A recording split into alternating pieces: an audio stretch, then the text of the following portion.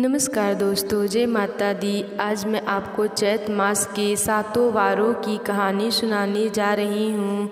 तो प्रेम से बोलिए सातों वारों की देव की जय, विष्णु भगवान की जय।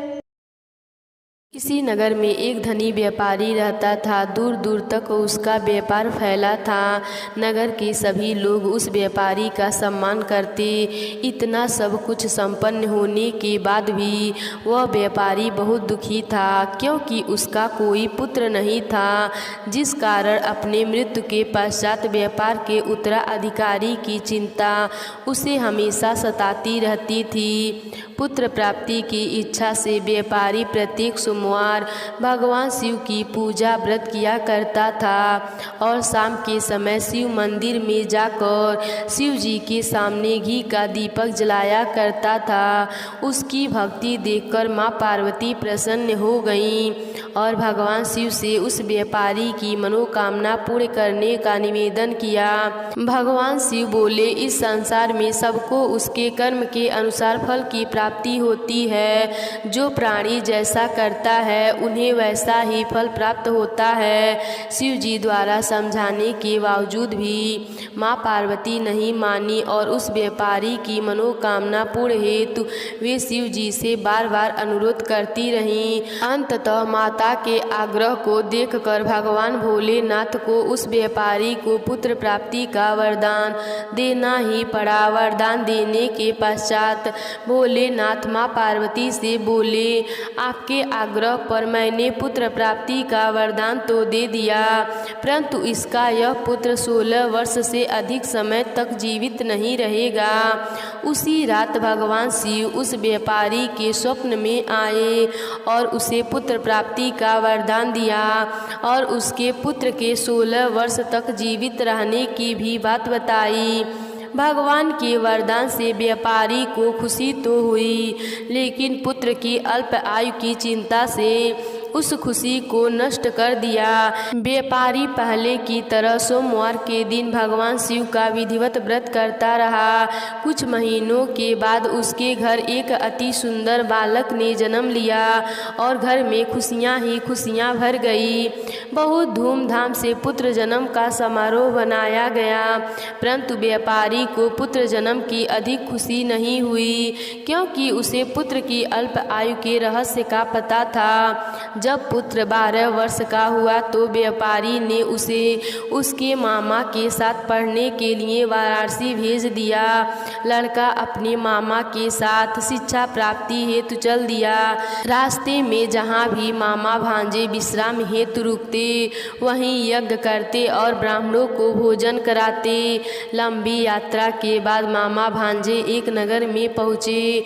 उस नगर में राजा की कन्या का विवाह था, जिस कारण पूरे नगर को सजाया गया था। निश्चित समय पर बारात आ गई, लेकिन वर का पिता अपने बेटे के एक आंख से काने होने के कारण बहुत चिंता था।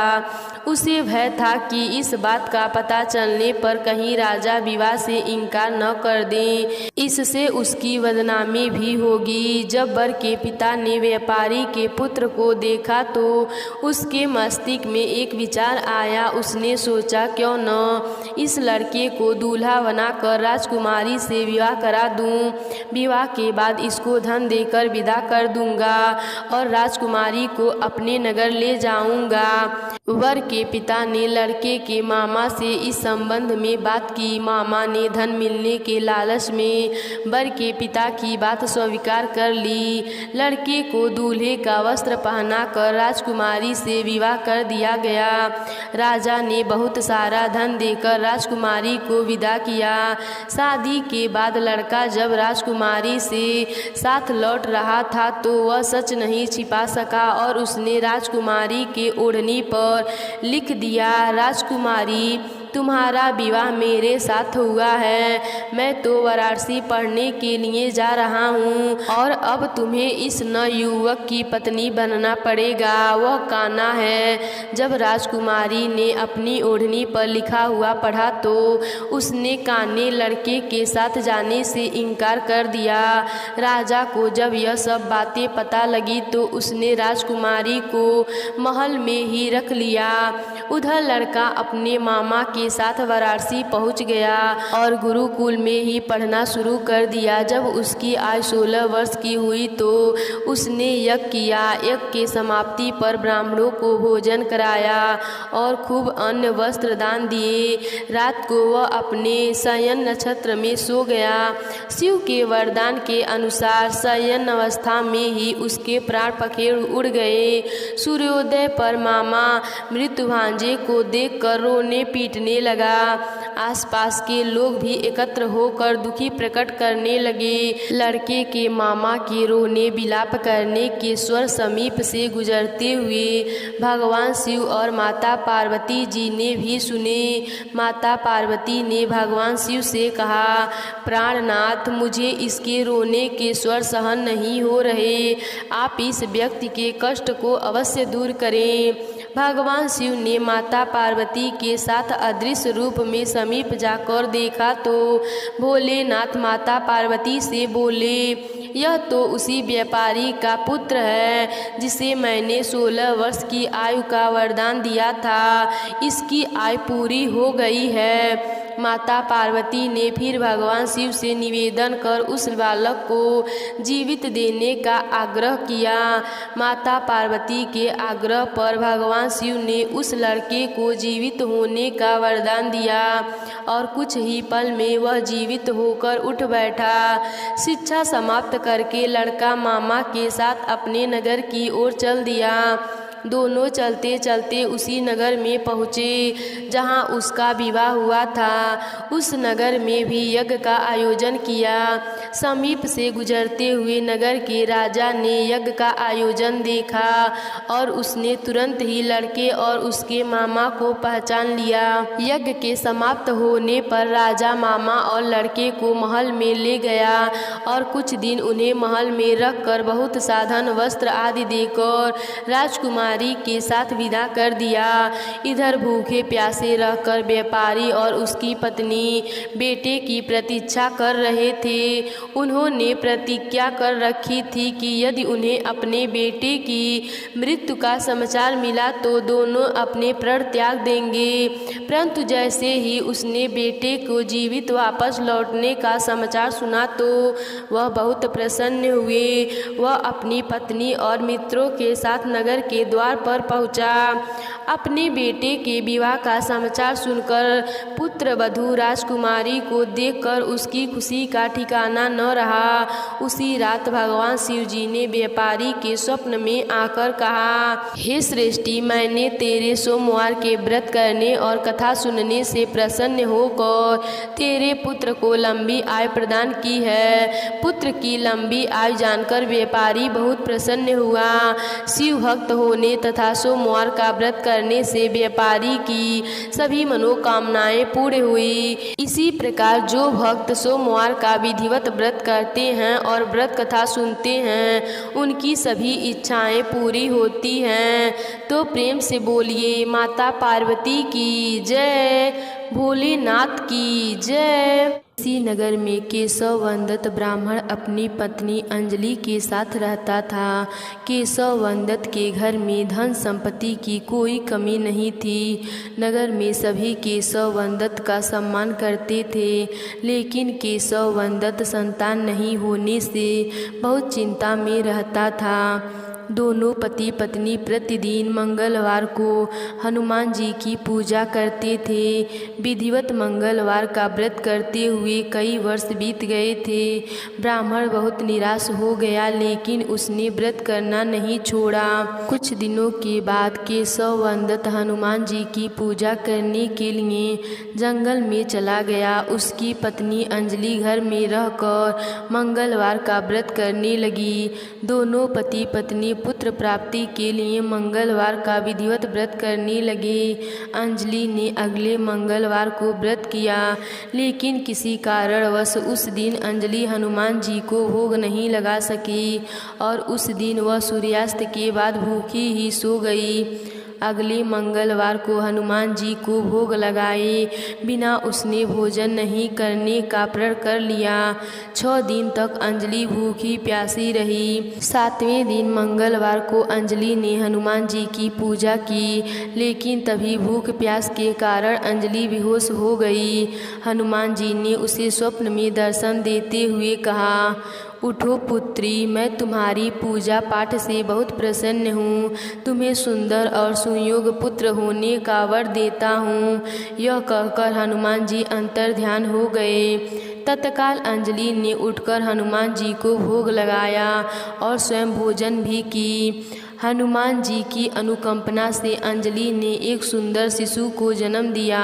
मंगलवार को जन्म लेने के कारण उस बच्चे का नाम मंगल प्रसाद रखा गया। कुछ दिनों के बाद अंजलि का पति केशव दंत भी घर लौट आया।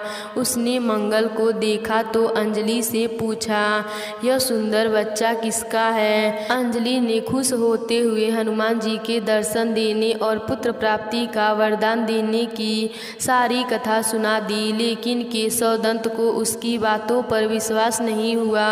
उसके मन में पता नहीं कैसा यह कशुपित विचार आ गया कि अंजलि के उसके साथ विश्वासघात किया है। उसने पापों को छिपाने के लिए अंजलि झूठ बोल रही है। केशव दंत ने उस बच्चे को मार डालने की योजना बनाई। एक दिन केशव दंत स्नान के लिए कुएं पर गया। मंगल भी उसके साथ था। केशव दंत ने मौका देखकर मंगल को कुएं में फेंक दिया और घर आकर बहाना बना दिया कि मंगल तो कुएं पर मेरे पास पहुंचा ही नहीं। केशव दंत के इतने कहने के ठीक बाद मंगल दौड़ता हुआ घर लौट आया। केशव दंत मंगल को देखकर पूरी तरह हैरान हो उठा। उसी रात हनुमान जी ने केशव दंत को स्वप्न में दर्शन देते हुए कहा, तुम दोनों के मंगलवार के व्रत करने से प्रसन्न होकर पुत्र जन्म का वरदान मैंने दिया था, फिर तुम अपनी पत्नी पर शक क्यों करते हो? उसी रात केशव दंत ने अंजलि को जगाकर उससे क्षमा मांगते हुए स्वप्न में हनुमान जी के दर्शन देने की सारी कहानी सुनाई। केशव दंत ने अपने बेटे को हृदय से लगाकर बहुत प्यार किया। उसी दिन के बाद से सभी आनंद पूर्वक रहने लगे। मंगलवार का विधिवत व्रत करने से केशव दंत और उसके सभी कष्ट दूर हो गए। इस तरह से जो स्त्री पुरुष विधिवत मंगलवार का व्रत करके व्रत कथा सुनते हैं, हनुमान जी उनके सभी कष्ट दूर करके घर में धन संपत्ति का भंडार भर देते हैं। शरीर के सभी रक्त विकार के रोग भी नष्ट हो जाते हैं। तो प्रेम से बोलिए हनुमान जी की जय। अब मैं आपको सुनाऊंगी 7 वारों में सुनी जाने वाली बुधवार की कहानी। समातनपुर नगर में मधुसूदन नाम का एक व्यक्ति रहता था। वह बहुत धनवान था। मधुसूदन का विवाह बलरामपुर नगर की सुंदर लड़की संगीता से हुआ था। एक बार मधुसूदन अपनी पत्नी को लेने बुधवार के दिन बलरामपुर गया। मधुसूदन ने पत्नी के माता पिता से संगीता को विदा करने के लिए कहा। माता पिता बोले, बेटा आज बुधवार है, बुधवार को किसी भी शुभ कार्य के लिए यात्रा नहीं करते। लेकिन मधुसूदन नहीं माना। उसने ऐसी शुभ अशुभ बातों की न मानने की बात कही। दोनों ने बैलगाड़ी से यात्रा प्रारंभ कर दी। 2 कोस की यात्रा के बाद उसकी गाड़ी का एक पहिया टूट गया। वहां से दोनों ने पैदल ही यात्रा शुरू कर दी। रास्ते में संगीता को प्यास लगी। मधुसूदन उसे एक पेड़ के नीचे बैठा कर जल लेने चला गया। थोड़ी देर बाद जब मधुसूदन कहीं से जल लेकर वापस आया तो वह बुरी तरह हैरान हो उठा, क्योंकि उसकी पत्नी के पास उसकी ही शकल सूरत का एक दूसरा व्यक्ति बैठा था। संगीता भी मधुसूदन को देखकर हैरान रह गई। वह दोनों में कोई अंतर नहीं कर पाई।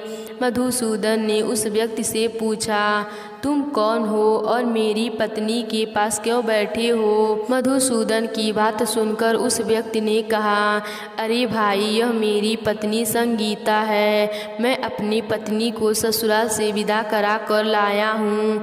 लेकिन तुम कौन हो जो मुझसे ऐसा प्रश्न कर रहे हो? मधुसूदन ने कहा, तुम जरूर कोई चोर हो या ठग हो। यह मेरी पत्नी संगीता है। मैं इसे पेड़ के नीचे बैठा कर जल लेने गया था। इस पर उस व्यक्ति ने कहा, अरे भाई, झूठ तो तुम बोल ही रहे हो। संगीता को प्यास लगने पर जल लेने तो मैं गया था। मैंने तो जल लाकर अपनी पत्नी को पिला भी दिया। अब तुम चुपचाप यहाँ से चले जाओ, नहीं तो किसी सिपाही को बुलाकर तुम्हें पकड़वा दूंगा। दोनों एक दूसरे से लड़ने लगे। उन्हें लड़ते देख बहुत से लोग वहां एकत्रित हो गए। नगर के कुछ सिपाही भी वहां आ गए। सिपाही उन दोनों को पकड़कर राजा के पास ले गए। सारी कहानी सुनकर राजा भी कोई निर्णय नहीं कर पाया। संगीता भी उन दोनों में से अपने वास्तविक पति को नहीं पहचान पा रही थी। राजा ने दोनों को कारागार में डाल देने के लिए कहा। राजा के फैसले पर असली मधुसूदन भयभीत हो उठा। तभी आकाशवाणी हुई, मधुसूदन, तूने संगीता के माता पिता की बात नहीं मानी और बुधवार के दिन अपनी ससुराल से प्रस्ताव किया। यह सब भगवान बुद्धदेव के प्रकोप हो रहा है।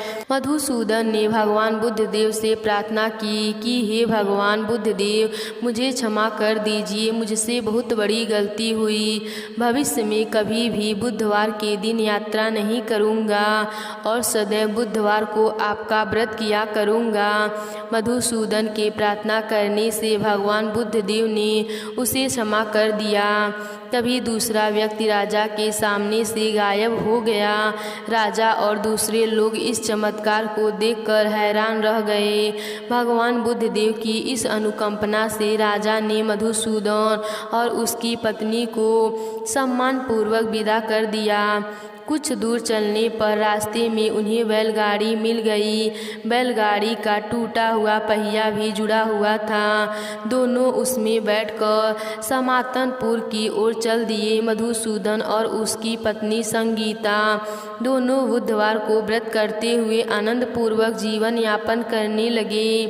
इस तरह भगवान बुद्धदेव की कृपा से उनके यहाँ खुशियाँ बरसने लगी। इस तरह जो स्त्री पुरुष विधि पूर्वक बुधवार का व्रत करके व्रत कथा सुनते हैं, भगवान बुद्धदेव उनके सभी कष्ट दूर कर देते हैं। तो प्रेम से बोलिए विनायक जी की जय। प्राचीन काल की बात है। एक राज्य में एक अत्यंत प्रतापी और दानवीर राजा राज्य करता था। वह प्रत्येक गुरुवार को व्रत रखता और भूखों और गरीबों को दान देकर पुण्य कमाता था। लेकिन उसकी रानी को यह सब बात पसंद नहीं थी। उसने न तो उपवास किया और न ही दिन में किसी को एक पैसा दिया और राजा को भी ऐसा करने से मना कर दिया। एक बार की बात है, राजा शिकार खेलने के लिए जंगल में गए थे। घर में एक रानी और एक दासी थी। उसी समय गुरु बृहस्पति देव ने साधु बाबा के रूप धारण करके उनके द्वार पर भिक्षा मांगने आए। साधु बाबा ने जब रानी से याचना की तो वह बोली, हे साधु महाराज, मैं इस दान और पुण्य से तंग आ चुकी हूँ। आप मुझे कोई ऐसा उपाय बताइए जिससे मेरा सारा धन नष्ट हो जाए और मैं आराम से रह सकूँ। बृहस्पति देव ने कहा, हे देवी, तुम बड़ी विचित्र हो। लोग संतान और धन के लिए दुखी हैं। यदि अधिक धन हो तो शुभ कार्यों में लगाओ, अविवाहित कन्याओं का विवाह कराओ, विद्यालय और उद्यान बनवाओ, जिससे तुम्हारे दोनों लोग सुधरें। पर रानी ऋषि की इस बातों से प्रसन्न नहीं हुई। उन्होंने कहा, मुझे ऐसे धन की आवश्यकता नहीं है जिसे मैं दान करूं और जिसे संभालने में मेरा सारा समय नष्ट हो जाए। तब साधु बाबा ने कहा, अगर तुम्हारी ऐसी इच्छा है तो मैं जैसे तुमसे कहता हूँ वैसा करो। गुरुवार के दिन घर को गाय के गोबर से लीपना, पीली मिट्टी से केश धोना, धोते समय स्नान करना, राजा को हजामत बनाने के लिए कहना, भोजन में मांस और शराब का सेवन करना और धोने के लिए कपड़े धोबी को दे देना। इस प्रकार 7 गुरुवार करने से तुम्हारा सारा धन नष्ट हो जाएगा। ऐसा कहकर साधु रूपी बृहस्पति देव अंतर्ध्यान हो गए। ऋषि की सलाह के अनुसार करते हुए रानी को केवल 3 ही सप्ताह में ही अपनी सारी संपत्ति नष्ट कर दी। राजा का परिवार भोजन के लिए तरसने लगा। फिर एक दिन राजा ने रानी से कहा, हे रानी, तुम यहीं ठहरो, मैं दूसरे देश में जाता हूँ, क्योंकि यहाँ के सभी लोग मुझे जानते हैं, इसीलिए मैं कोई छोटा काम नहीं कर सकता। यह कहकर राजा प्रदेश चला गया। वहाँ वह जंगल से लकड़ी काटकर शहर में बेचता था। इस प्रकार वह अपना जीवन व्यतीत करने लगा। इधर राजा के विदेश जाते ही रानी और दासी उदास रहने लगे। जब रानी और दासी को 7 दिन तक बिना भोजन के रहना पड़ा तो रानी ने अपनी दासी से कहा कि हे दासी, मेरी बहन पास के नगर में रहती हैं, वह बहुत अमीर हैं, तुम उनके पास जाओ और कुछ ऐसा ले आओ जिससे तुम जीवित रह सको। दासी रानी की बहन के पास गई। उस दिन गुरुवार का दिन था और रानी की बहन उस समय गुरुवार व्रत की कथा सुन रही थी। दासी ने अपनी रानी का संदेश रानी की बहन को दिया, पर रानी की बड़ी बहन ने कोई उत्तर नहीं दिया। जब दासी को रानी की बहन का कोई उत्तर नहीं मिला तो वह दुखी हुई और वह चली आई। दासी ने वापस आकर रानी को सारी बात बताई। यह सुनकर रानी ने अपने भाग्य को कोसा। उधर रानी की बहन ने सोचा कि मेरी बहन की दासी आई थी, लेकिन मैंने उससे बात नहीं की, वह इस बात से बहुत दुखी हो गई होगी। कथा सुनकर और पूजा समाप्त करके वह अपनी बहन के घर आई और बोली, हे बहन, मेरा गुरुवार का व्रत था, तेरी दासी मेरे घर आई थी, पर उस समय कथा चल रही थी। कथा के समय मैं न उठ सकती न बोल सकती, इस वजह से मैं चुप रही। उसने आके पूछा कि बताओ तुम्हारी दासी क्यों आई थी। रानी ने कहा, बहन, तुमसे क्या छिपाऊं, हमारे घर में खाने के लिए अनाज नहीं था। यह कहते कहते रानी की आंखों में आंसू भर आए। उसने नौकरानी सहित पिछले 7 दिनों से भूखे रहने की बात विस्तार से अपनी बहन को बताई। रानी की बहन ने कहा, देखो बहन, बृहस्पति देव सबकी मनोकामना पूर्ण करती हैं। देखो, शायद तुम्हारे घर में अनाज है। पहले तो रानी को विश्वास नहीं हुआ, लेकिन अपनी बहन के आग्रह पर उन्होंने अपनी दासी को अंदर भेजा तो उन्हें सचमुच अनाज से भरा एक घड़ा मिला। यह देखकर दासी को बड़ा आश्चर्य हुआ। दासी रानी से कहने लगी, हे रानी, क्यों न उनसे व्रत की विधि और कथा पूछ ली जाए, जिससे हम भी व्रत कर सकें। तब रानी ने अपनी बहन से गुरुवार व्रत के बारे में पूछा। उनकी बहन ने बताया, गुरुवार के व्रत में चने की दाल से केले के जड़ में भगवान विष्णु का पूजन करें और दीपक जलाएं, व्रत कथा सुने और केवल पीला भोजन ही करें, इससे बृहस्पति देव प्रसन्न होते हैं। रानी की बहन व्रत और पूजा की विधि बताकर अपने घर लौट गई। 7 रोज बाद जब बृहस्पतिवार का व्रत आया तो उन्होंने व्रत रखा, घुड़सवार में जाकर चना और गुड़ बीन लाई तथा उसकी दाल से केले की जड़ तथा विष्णु भगवान का पूजन किया। अब पीला भोजन कहाँ से आए? दोनों बड़ी दुखी हुई, परंतु उन्होंने व्रत किया था, इसीलिए बृहस्पति देव भगवान प्रसन्न थे। एक साधारण व्यक्ति के रूप में वे दोनों थालों में सुंदर पीला भोजन लेकर आए और दासी को देकर बोले, हे दासी, यह भोजन तुम्हारे लिए और तुम्हारी रानी के लिए है, इसे तुम दोनों ग्रहण करना।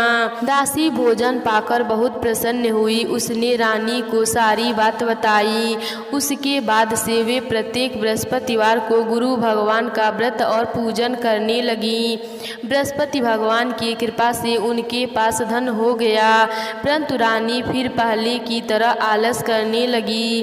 तब दासी बोली, देखो रानी, तुम पहले भी इसी प्रकार आलस करती थी, तुम्हें धन के रखने में कष्ट होता था, इस कारण सभी धन नष्ट हो गया।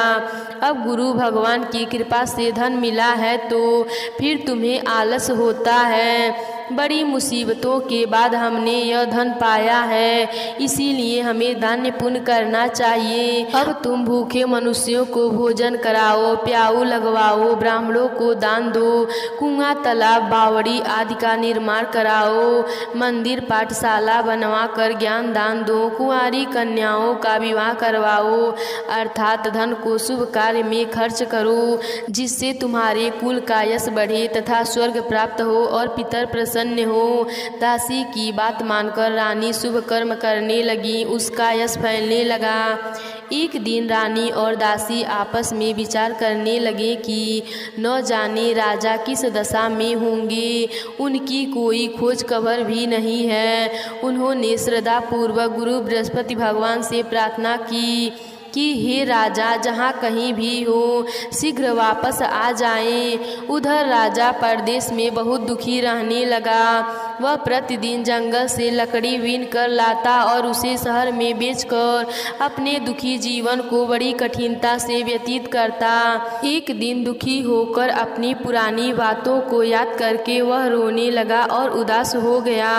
उसी समय राजा के पास बृहस्पति देव साधु के वेश में आकर बोले, हे लकड़हारे, तुम इस सुनसान जंगल में किस चिंता में बैठे हो, मुझे बताओ। यह सुनकर राजा के नेत्रों में जल भर गया।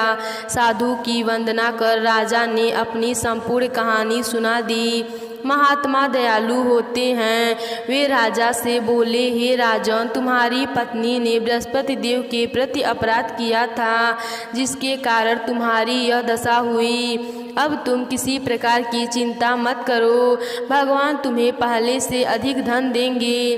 देखो, तुम्हारी पत्नी ने बृहस्पतिवार का व्रत आरंभ कर दिया है। अब तुम भी बृहस्पतिवार का व्रत करके चने की दाल व गुड़ जल के लोटे में डालकर केले का पूजन करो। फिर कथा कहो या सुनो, भगवान तुम्हारी सब मनोकामनाएं पूर्ण करेंगे। साधु की बात सुनकर राजा बोले, हे प्रभु, लकड़ी बेचकर तो इतना पैसा भी नहीं बचता जिससे मैं भोजन करके उपरांत कुछ बचा सकूं। मैंने रात्रि में अपनी रानी को व्याकुल देखा है। मेरे पास कोई साधन नहीं जिससे इसका समाचार जान सकूं। फिर मैं बृहस्पति देव की क्या कहानी कहूँ, यह भी मुझको मालूम नहीं है। साधु ने कहा, हे राजन, मन में बृहस्पति भगवान के पूजन व्रत का निश्चय करो, वे स्वयं तुम्हारे लिए कोई राह बना देंगे। बृहस्पतिवार के दिन तुम रोजाना की तरह लकड़ियां लेकर शहर में जाना। तुम्हें रोज से दुगना धन प्राप्त होगा, जिससे तुम भली भांति भोजन कर लोगे तथा बृहस्पति देव की पूजा का सामान भी आ जाएगा। जो तुमने बृहस्पति की कहानी के बारे में पूछा है वह इस प्रकार है। प्राचीन काल में एक बहुत ही निर्धन ब्राह्मण थे। उनके कोई संतान नहीं थी। वह नित्य पूजा पाठ करते। उनकी स्त्री न स्नान करती और न किसी देवता का पूजन करती। इस कारण ब्राह्मण देव बहुत दुखी रहते थे। भगवान की कृपा से ब्राह्मण के यहाँ एक कन्या उत्पन्न हुई। कन्या बड़ी होने लगी। प्रातः स्नान करके वह भगवान विष्णु का जप करती। बृहस्पतिवार का व्रत भी करने लगी। पूजा पाठ समाप्त कर पाठशाला जाती तो अपनी मुट्ठी में जौ भरकर दाने ले जाती और पाठशाला जाते समय मार्ग में डालती जाती। लौटते समय वह जौ सोड़ के हो जाते तो उनको बीन कर घर ले आती। एक दिन वह बालिका सूप में उन सोने के जौ को फटक कर साफ कर रही थी कि तभी उसकी माँ ने देख लिया और कहा, हे बेटी, सोने के जौ को फटकने के लिए सोने का सूप भी होना चाहिए। दूसरे दिन गुरुवार था। कन्या ने व्रत रखा और बृहस्पति देव से सोने का सूप देने की प्रार्थना की। बृहस्पति देव ने उसकी प्रार्थना स्वीकार कर ली। रोजाना की तरह वह कन्या जौ फैलाती हुई पाठशाला चली गई। पाठशाला से लौटकर जब वह जौ को बीन रही थी तो बृहस्पति देव की कृपा से उसे सोने का सूप मिला। उसे वह घर ले आई और उससे जौ साफ करने लगी, परंतु उसकी माँ का वही ढंग रहा। एक दिन की बात है, कन्या सोने के सूप में जब जौ को साफ कर रही थी तो उसी समय उस नगर का राजकुमार वहाँ से निकला। कन्या के गुण और रूप को देखकर वह उस पर मोहित हो गया। राजमहल आकर वह भोजन तथा जल त्याग कर उदास होकर लेट गया। राजा को जब राजकुमार द्वारा अन्न जल त्यागने का समाचार ज्ञात हुआ तो अपने मंत्रियों के साथ वह अपने पुत्र के पास गए और कारण पूछा। राजकुमार ने राजा को उस लड़की के घर का पता भी बता दिया। मंत्री उस लड़की के घर गया। मंत्री ने ब्राह्मण के समक्ष राजा की ओर से निवेदन किया। कुछ ही दिन बाद ब्राह्मण की कन्या का विवाह राजकुमार के साथ संपन्न हो गया। कन्या के घर से जाते ही ब्राह्मण के घर में पहले की भांति गरीबी का निवास हो गया। एक दिन दुखी होकर ब्राह्मण अपनी पुत्री से मिलने गया। बेटी ने पिता की अवस्था को देखा और अपनी माँ का समाचार पूछा। ब्राह्मण ने सभी हाल कह सुनाया। कन्या ने बहुत साधन देकर अपने पिता को विदा कर दिया, लेकिन कुछ दिन बाद फिर वही हालत हो गया। ब्राह्मण फिर अपनी कन्या के यहाँ गया और सभी हाल कह सुनाया। पुत्री बोली, हे पिताजी, आप माताजी को यहाँ लिवा आओ, मैं उन्हें वह विधि बता दूंगी जिससे गरीबी दूर हो जाएगी। ब्राह्मण देवता अपनी स्त्री को साथ लेकर अपनी पुत्री के पास राजमहल पहुँचे तो पुत्री अपनी माँ को समझाने लगी, हे माँ, तू प्रातः काल स्नान आदि करके भगवान विष्णु का पूजन करो तो सब दरिद्रता दूर हो जाएगी। परंतु उसकी माँ ने उसकी एक भी बात नहीं मानी। वह प्रातः काल उठकर अपनी पुत्री का बचा जूठा खा लेती थी। एक दिन उसकी पुत्री को बहुत गुस्सा आया। उसने अपनी माँ को एक कोठरी में बंद कर दिया।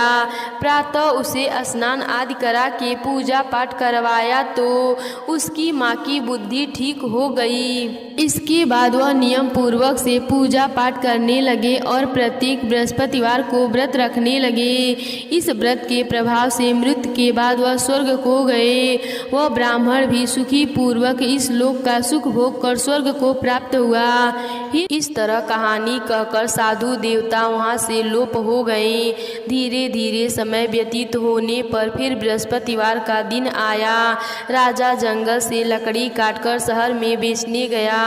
उसे उस दिन और दिनों से अधिक धन मिला। राजा ने चने गुड़ आदि लाकर बृहस्पतिवार का व्रत किया। उस दिन से उसके सभी कलेश दूर हुए। परंतु जब अगले गुरुवार का दिन आया तो वह बृहस्पतिवार का व्रत करना भूल गया। इस कारण बृहस्पति भगवान नाराज हो गए। उसी दिन उस नगर के राजा ने विशाल यज्ञ का आयोजन किया था। अपने समस्त राज्य में घोषणा करवा दी कि सभी मेरे यहाँ भोजन करने आए, किसी के घर चूल्हा न जले। इस आज्ञा को जो न मानेगा उसको फांसी दी जाएगी। राजा की आज्ञा अनुसार राज्य के सभी वासी राजा के भोज में सम्मिलित हुए, लेकिन लकड़हारा कुछ देर से पहुंचा, इसीलिए राजा उसको अपने साथ महल में ले गए। जब राजा लकड़हारे को भोजन करा रहे थे तो रानी की दृष्टि उस खूंटी पर पड़ी जिस पर उसका हार लटका हुआ था। उसे हार खूंटी पर लटका दिखाई नहीं दिया। रानी को निश्चय हो गया कि मेरा हार इस लकड़हारे ने चुरा लिया है। उसी समय सैनिक बुलवा कर उसको जेल में डलवा दिया। लकड़हारा जेल में विचार करने लगा कि न जाने कौन से पूर्व जन्म के कर्म से मुझे यह दुख प्राप्त हुआ, और जंगल में मिले साधु को याद करने लगा। तत्काल बृहस्पति देव साधु के रूप में प्रकट हो गए और कहने लगे, अरे मूर्ख, तूने बृहस्पति देवता की कथा नहीं की, इसी कारण तुझे दुख प्राप्त हुआ है। अब तुम चिंता मत कर। बृहस्पतिवार के दिन जेल खाने के दरवाजे पर तुझे 4 पैसे जड़े मिलेंगे, उनसे तू बृहस्पतिवार की पूजा करना तो तेरा सभी कष्ट दूर हो जाएगा। अगले बृहस्पतिवार उसे जेल के द्वार पर 4 पैसे मिले। राजा ने पूजा का सामान मंगवा कर कथा कही और प्रसाद बांटा। उसी रात्र में बृहस्पति देव ने उस नगर के राजा को स्वप्न में कहा, हे राजा, तूने जिसे जेल में बंद किया है उसे कल छोड़ देना, वह निर्दोष है। राजा प्रातः काल उठा और खूंटी पर हार टंगा देखकर लकड़हारे को बुलाकर क्षमा मांगी तथा राजा के योग्य सुंदर वस्त्र आभूषण भेंट कर उसे विदा किया।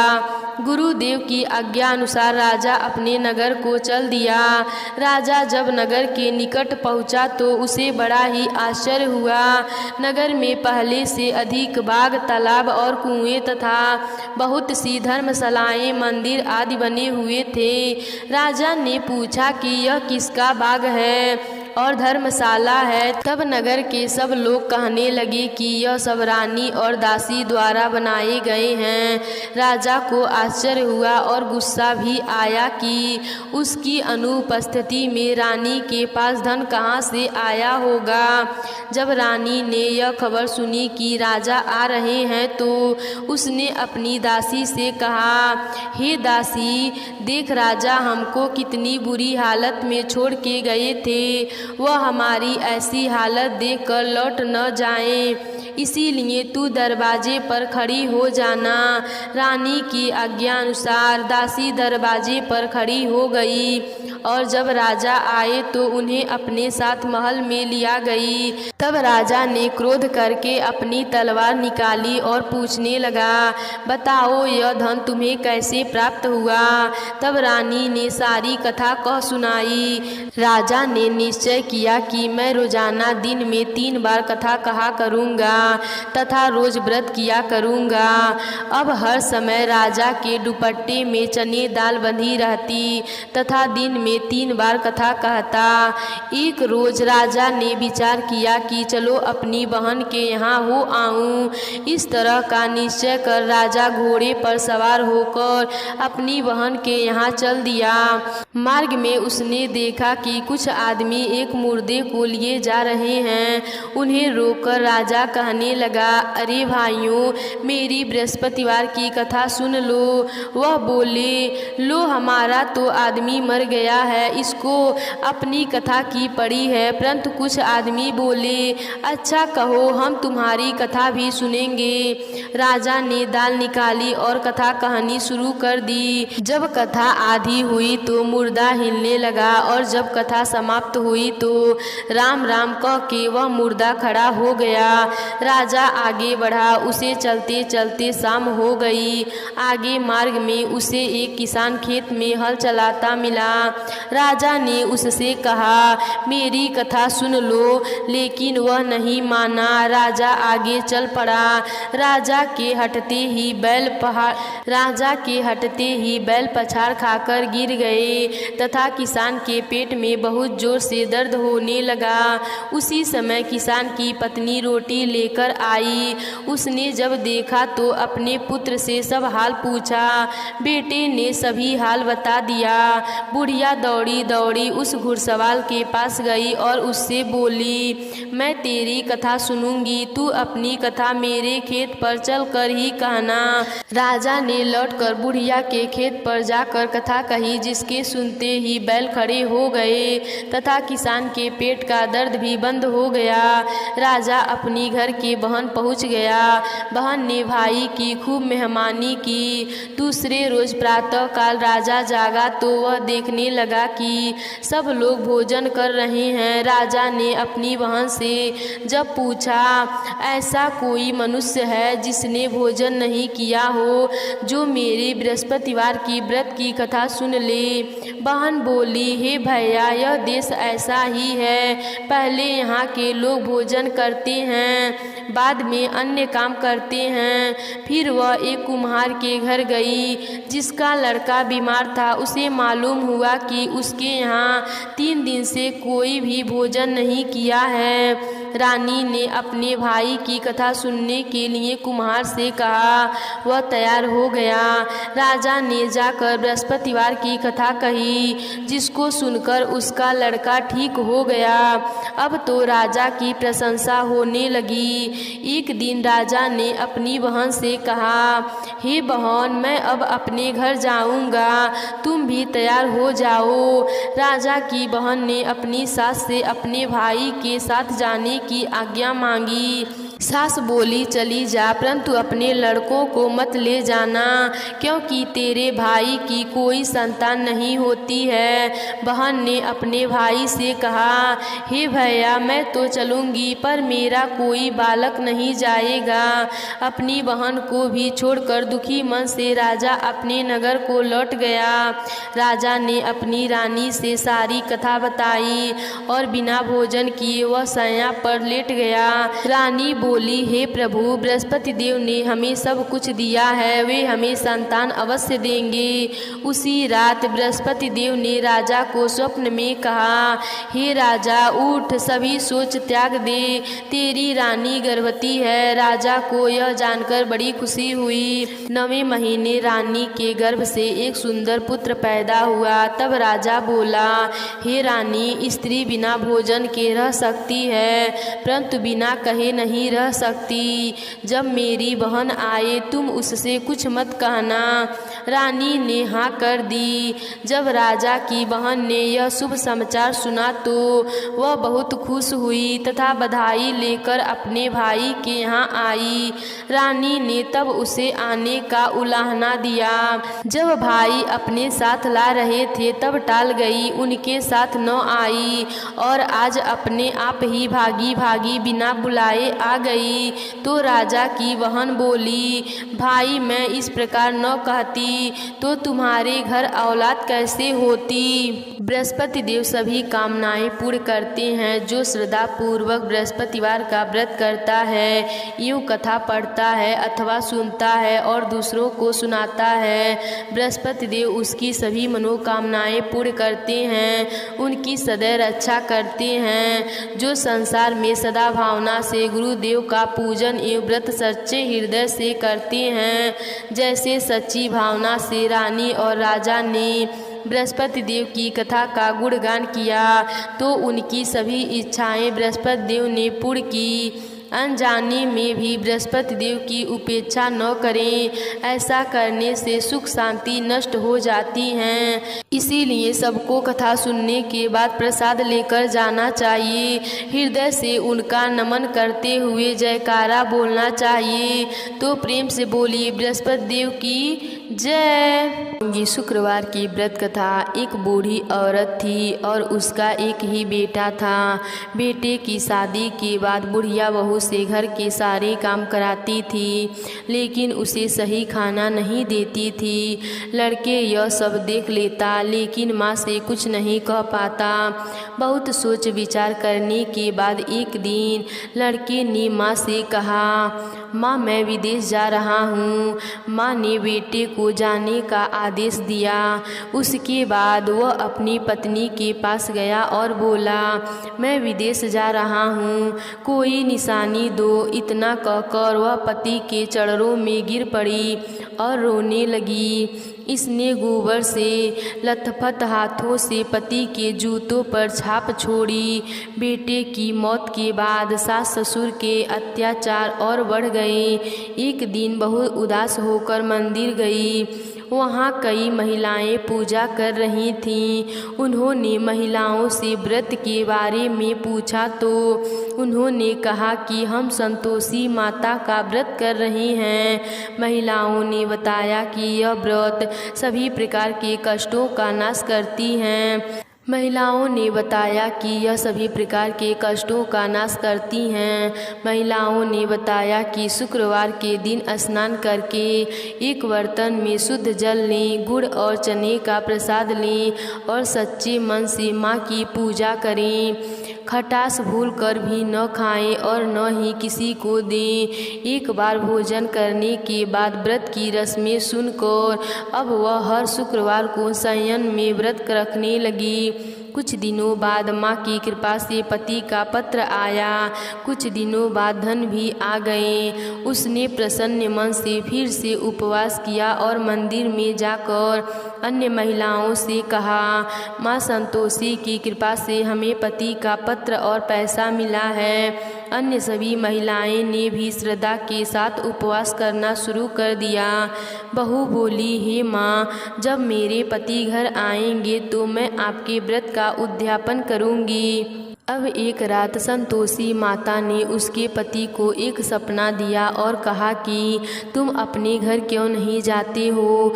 तो वह कहने लगा, सेठ का सारा सामान अभी बिकता नहीं है, रुपया अभी नहीं आया है। उसने सेठ को सपने के बारे में सब कुछ बताया और घर जाने की अनुमति मांगी, लेकिन सेठ ने मना कर दिया। माता की कृपा से अनेक व्यापारी आए, सोने चांदी तथा अन्य वस्तुएं खरीद कर ले गए। कर्जदारों ने भी पैसे लौटा दिए। अब साहूकार ने उन्हें घर जाने की इजाज़त दे दी। घर आने के बाद बेटे ने अपनी माँ और पत्नी को खूब पैसे दिए। पत्नी ने कहा कि मुझे संतोषी माता के व्रत का उद्यापन करना है। उसने सभी को आमंत्रित किया और उद्यापन की सारी तैयारी की। एक पड़ोसी महिला उसे देखकर ईर्ष्या करने लगी। उन्होंने अपने बच्चे को सिखाया कि आप भोजन के दौरान खट्टा अवश्य मांगें। उद्यापन के समय भोजन करते समय बच्चों ने खटास आ गई तो बहू ने पैसे देकर उनका मनोरंजन किया। बच्चे दुकान से इमली और खट्टी मलाई खाने लगे तो संतोषी माता को बहुत गुस्सा आ गया। राजा के दूत उसके पति को ले जाने लगे तो किसी ने बताया कि बच्चों ने उद्यापन के बाद पैसे की इमली खाई है। तो बहू ने फिर व्रत करने का संकल्प लिया। संकल्प के बाद जब वह मंदिर से बाहर आई तो उनके पति रास्ते में आते दिखे। पति ने कहा, राजा ने जो पैसे कमाया था उसका टैक्स मांग रहा है। अगले शुक्रवार को उन्होंने फिर से विधिवत उपासना की। इससे संतोषी माँ प्रसन्न हुई। 9 महीने के बाद उन्हें चंद्रमा जैसा सुंदर पुत्र हुआ। अब सास बहू और बेटे माँ की कृपा से खुशी खुशी रहने लगे। तो प्रेम से बोलिए संतोषी माता की जय। किसी गांव में एक ब्राह्मण अपने परिवार के साथ रहता था। एक सुबह वो जब सोकर उठा तो कुछ चिंतित था। उसकी पत्नी ने पूछा, आप सुबह सुबह किस चिंता में हो? तब ब्राह्मण ने कहा, आजकल मुझे रोज एक व्यक्ति नीले कपड़े पहने दिखता है और कहता है मैं तेरे लगूंगा। यह सुनकर उसकी पत्नी बोली, यह तो शनि देव हैं और आप पर शनि की दशा लगने वाली है। अब जब वो सपने में आए तो कहना लग जाओ, लेकिन सवा पहर से ज़्यादा तक हाँ मत भरना। अगले दिन फिर ब्राह्मण को रात में वही सपना आया। वो ब्राह्मण से बोला, लग जाओ। शनि देव ने कहा, ब्राह्मण मैं तेरे 7:30 तक के लिए लगूंगा। ब्राह्मण बोला, नहीं महाराज, यह तो मुझसे सहन नहीं होगा।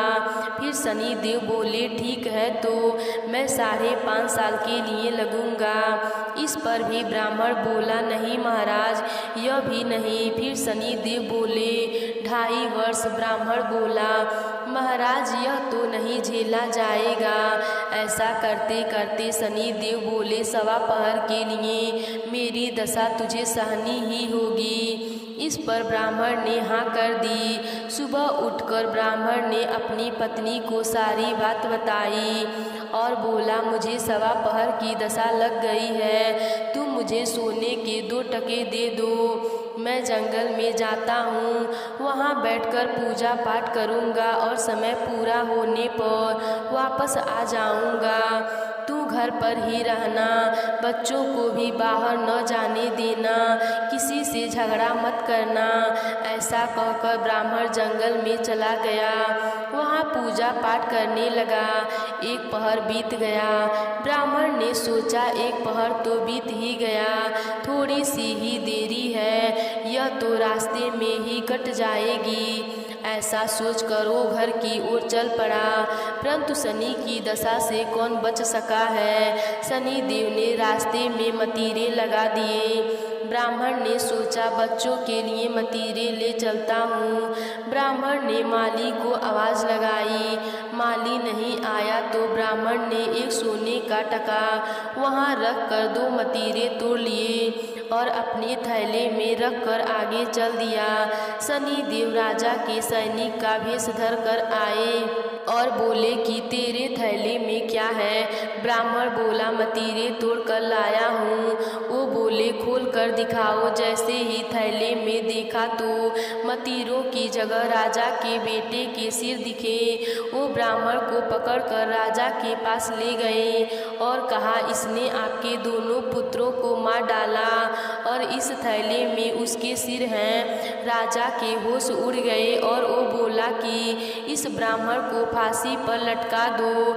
जब ब्राह्मण को फांसी दी जाने लगी तो ब्राह्मण बोला, मैं अपना पूजा पाठ कर लूँ, फिर मुझे फांसी पर लटका देना, यह मेरी आखिरी इच्छा है। राजा बोला, ठीक है। अब ब्राह्मण की दशा का जो थोड़ा समय बचा था वो उस पूजा पाठ करने में पूरा हो गया।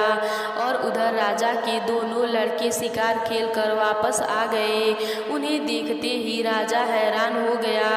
उसने सोचा, यह क्या, मेरे बेटे तो जिंदा हैं। राजा ने ब्राह्मण की फांसी रुकवा दी और बोला, तूने ये क्या जादू टोना किया है। ब्राह्मण बोला, महाराज मैंने कोई जादू टोना नहीं किया, यह तो मुझ पर शनि की दशा लगी थी, उसी का परिणाम है। राजा ने पूछा कि शनि की दशा लगने पर क्या उपाय करना चाहिए। तब ब्राह्मण बोला, यदि राजा की शनि की दशा लगी है तो काले हाथी का दान करना चाहिए। किसी सेठ या साहूकार को दशा लगी है तो काले घोड़े का दान करना चाहिए। साधारण गृहस्थ को लगी हो तो वो काले कुत्ते को तेल से चुपड़ी रोटी दे, पीपल जल से सींचे और कथा कहानी करे। इसके बाद राजा ने ब्राह्मण को छोड़ दिया। ब्राह्मण घर पहुंचा तो उसकी पत्नी ने पूछा, थैले में क्या लाए हो। तो ब्राह्मण बोला, मतीरे लाया हूँ बच्चों के लिए। पत्नी ने थैला खोला तो देखा मतरे की जगह धन ही धन हो गया। पत्नी ने पूछा, इतना धन कहाँ से लाए हो, आपको तो शनि की दशा लगी थी। ब्राह्मण बोला, जब शनि की दशा लगी थी तो मतीरे की जगह सिर कर दिए, फांसी लगवाने पड़वाने की तैयारी हो गई और उतरी तो मतीरे की जगह धन कर दिया। यह तो शनि महाराज की कृपा है। हे शनि महाराज, जैसे कृपा आपने उस ब्राह्मण पर की वैसे ही सभी पर करना। तो प्रेम से बोलिए शनि महाराज की जय। प्राचीन काल में एक बुढ़िया माई रहती थी। वह नियमित रूप से रविवार का व्रत करती। रविवार के दिन सूर्य देव से पहले उठकर आंगन को गोबर से लीपकर स्वच्छ करती। स्नान आदि से निवृत्त होकर सूर्य भगवान की विधिवत पूजा करती थी। व्रत कथा सुनती और सूर्य भगवान को भोग लगाकर दिन में एक बार भोजन करती थी। सूर्य भगवान की कृपा से बुढ़िया माई को किसी प्रकार का चिंता नहीं था। धीरे धीरे उसका घर धन धान्य से भर रहा था और सूर्य देव की कृपा से वह हमेशा स्वस्थ रहती थी। उस बुढ़िया माता को सुखी देखकर उसकी पड़ोसन उससे जलन करने लगी। बुढ़िया माता के पास गाय नहीं थी, इसीलिए वह अपने पड़ोसन के घर से गोबर लाती थी। एक दिन उनकी पड़ोसन अपने गाय को घर के भीतर बांधना शुरू कर दिया। इससे बुढ़िया माता को गोबर नहीं मिला और आंगन को लीप भी नहीं सकी।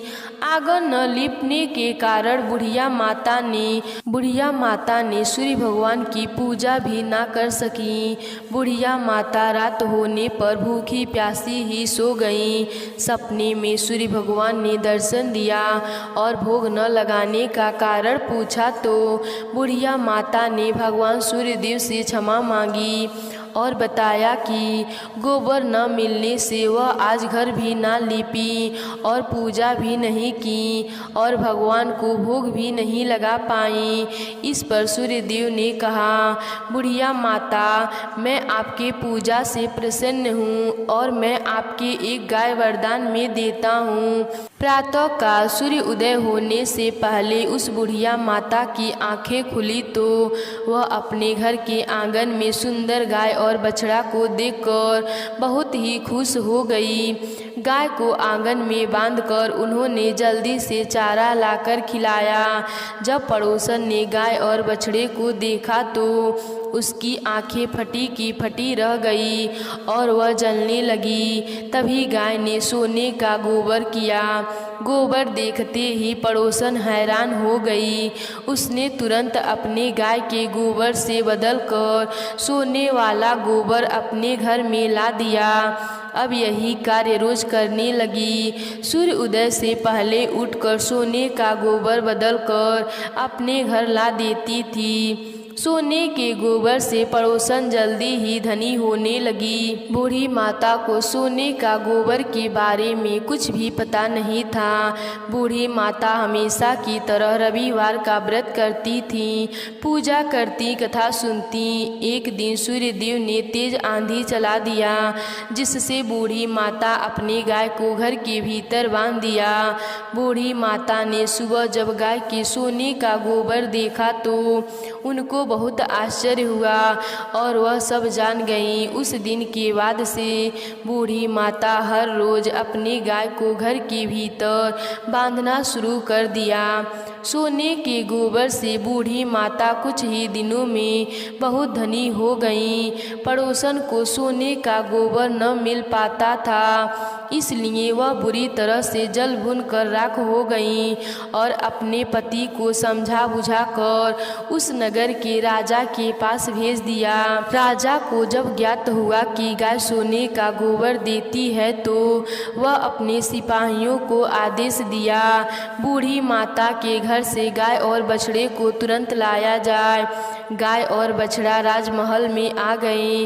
राजा ने सुंदर गाय को देखकर बहुत खुश हुआ। सुबह जब राजा ने सोने का गोबर देखा तो उसकी आश्चर्य का ठिकाना न रहा। उधर बूढ़ी माता भूखी प्यासी सूर्य देव से प्रार्थना कर रही थी। सूर्य देव इस तरह प्रार्थना करते देखकर उस पर बहुत करुणा आई। उसी रात सूर्य भगवान ने राजा को स्वप्न में कहा, राजन, बूढ़ी माता के गाय और बछड़ा तुरंत लौटा दो, नहीं तो तुम पर विपत्तियों का पहाड़ टूट पड़ेगा, तुम्हारा महल नष्ट हो जाएगा।